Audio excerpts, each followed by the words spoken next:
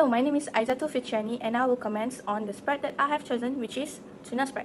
Alright, it is typically found in canned form. It is definitely a popular product in the market and it is on the meatier and more filling side of spread.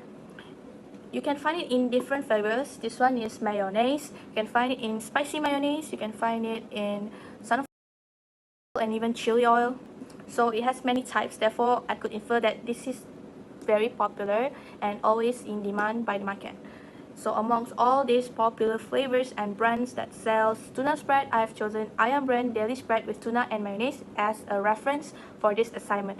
So in one can there's 160 grams and per serving will be 40 grams, which concludes that it has 4 servings. Okay, so in one serving there is 2.4 grams of carbohydrates, 4.0 grams of protein, 5.0 grams of fat, and total this up you'll get 70.6 kilocalories, or in joules it will be 296.52 kilojoules. Alright, I've also sectioned it according to the energy distribution. It has 13% carbohydrate, 23% of protein, and 64% of fat. So the percentage of fat is quite high. Therefore, when you consume this particular product, consume it in moderation. Alright, as for the ingredients, it is minced wild-caught tuna fish, water chestnut, soybean oil, vinegar, sugar, pickled cucumber, egg powder, and permitted thickness. There aren't any allergen claims written, but I think that the ones in bold are actually the allergens because it is fish, soybean oil, and egg powder. Thus, those are the allergens. There aren't any health benefits or claims also on the packaging, but since it's made of tuna and water chestnut mainly, I conclude that it has benefits from vitamin B12, vitamin D, potassium, and also omega-3 fatty acids. As for the adverse, there aren't any claims or any complaints about this particular product, but I infer that it is high in fat and it is in can, so the PPA transfer might occur. That's all. Thank you. Basically, one of the spread example is margarine. Margarine is classified into fats and oil group. It's invented by Hippolytamus Mauritius to fulfill Napoleon III demand to inexpensive replace for butter for his troops and French workers. Actually, margarine is a water in oil immersion where fat is constant throughout the matrix and contain up to 80% of fat with specific properties such as spreadability, stability, and pleasant mouthfeel.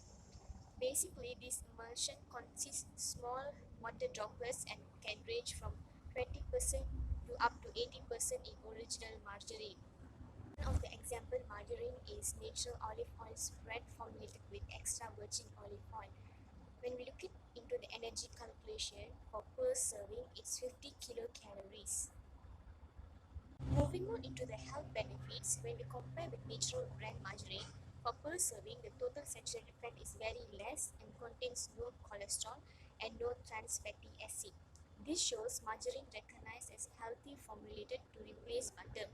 And also, margarine contains high level of polyunsaturated fat, where Malaysian dietary guideline recommended to consume food contains more polyunsaturated fat.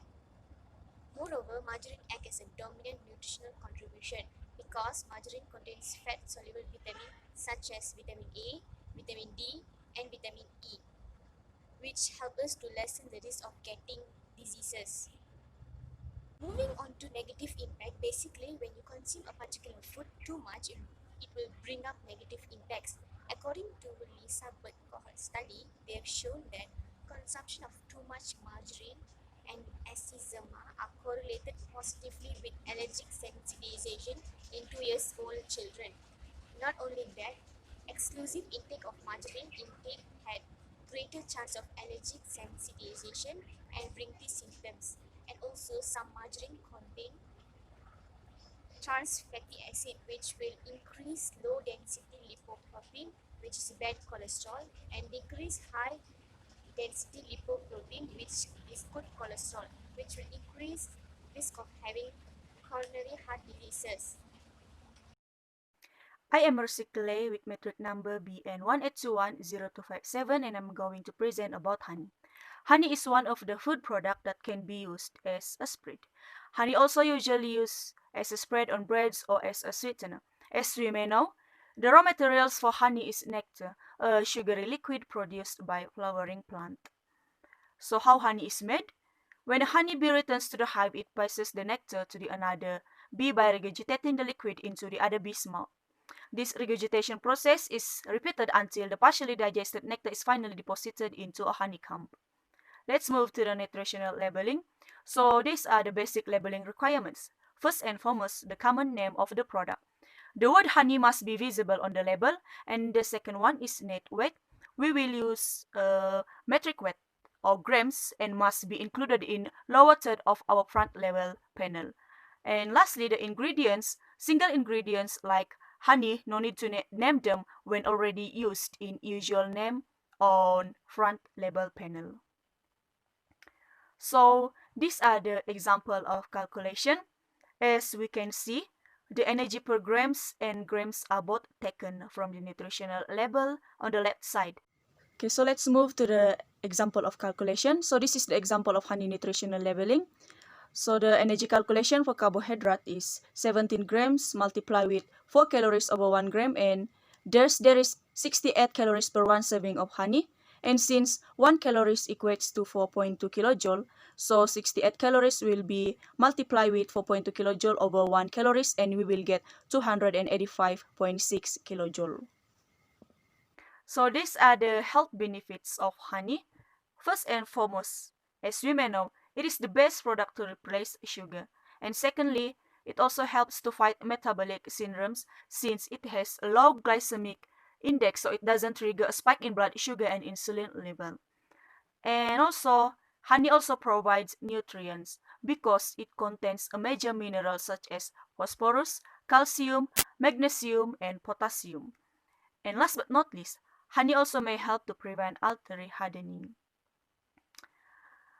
But despite all the benefits, honey also have a negative impact. As you may know, honey is one of the very natural kind of product and there is no such negative impact of honey. But did we know that there is still harmful for us if we consume them in a wrong way? So we should make a check of the sources of our honey before we are going to use them, especially when it have to be taken into mouth. Because some of the honey are dangerous based on its sources. For example, when it is produced from nectar called rhododendron, since it contains toxics and may cause health problems.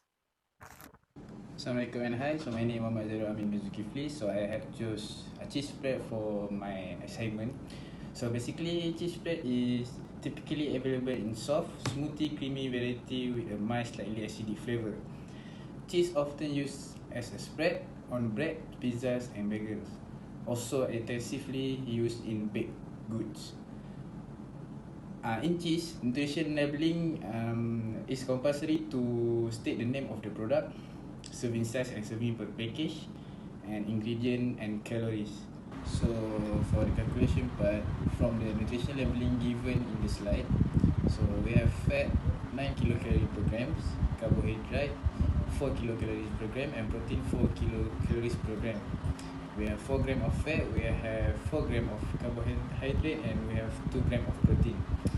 So total calorie is 9 kilocalories of gram multiplied by 4, we got 36.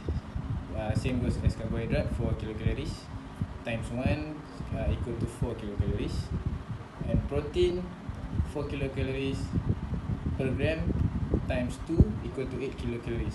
So total we will have 48 kilocalories of energy. So in this case, cheese spread have many benefits and disadvantages exactly. So its benefit, it can protect teeth from cavities. Cheese also contains small amount of conjugated linoleic acid CLA. This CLA can help prevent obesity, heart disease, and reduce inflammation. Cheese also has clear positive effect on cardiovascular health, and its disadvantage or its negative impacts. Cheese proven that obesity, high blood cholesterol, increased risk of heart disease and stroke, and also increases blood pressure.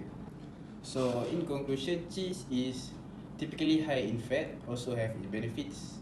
So the advantage, we should eat moderately if we want to spread cheese in bread, especially in bread. Okay, so that's all from me. Thank you. Hi, I'm Zaid, and today I would like to explain to you about hummus.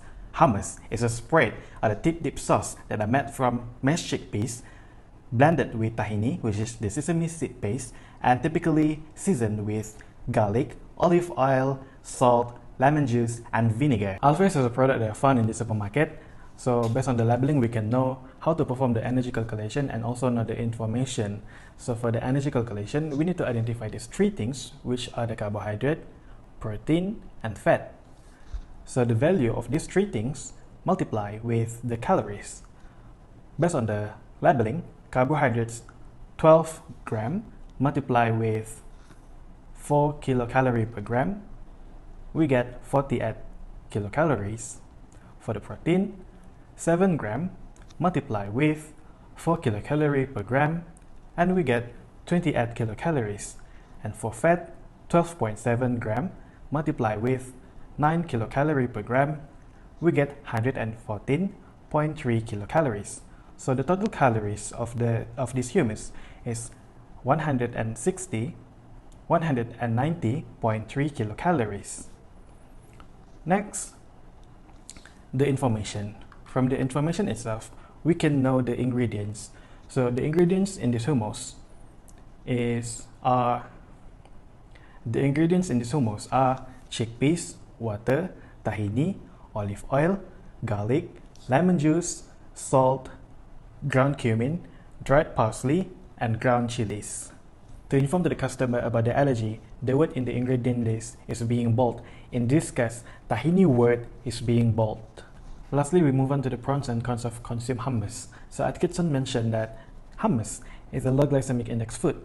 So when we consume a low glycemic index food, it can increase our satiety, and also the food is being absorbed and digested slowly compared to the high glycemic index food. Next, Yoshida mentioned that hummus is a high energy and prevents aging because of the tahini. And also, Murthy mentioned also that by consuming hummus is improved our bowel movement because chickpeas diet increase the frequency of defecation, ease of defecation, and also softer stool consistency. For the cons itself, hummus has high fat contents because of the olive oil and the tahini. And when we consume a lot more of hummus, it will cause us a diarrhea. This is mentioned by Alina. My name is Taufik Salakim and Taufik Ismail. Today I'll be talking about jam. Jam has the soft gel-like structure and fruity flavor. It is utilized not merely as spreads for bread because it is also can be used to make Spencer's meat, fruit flavored yogurt, and many more.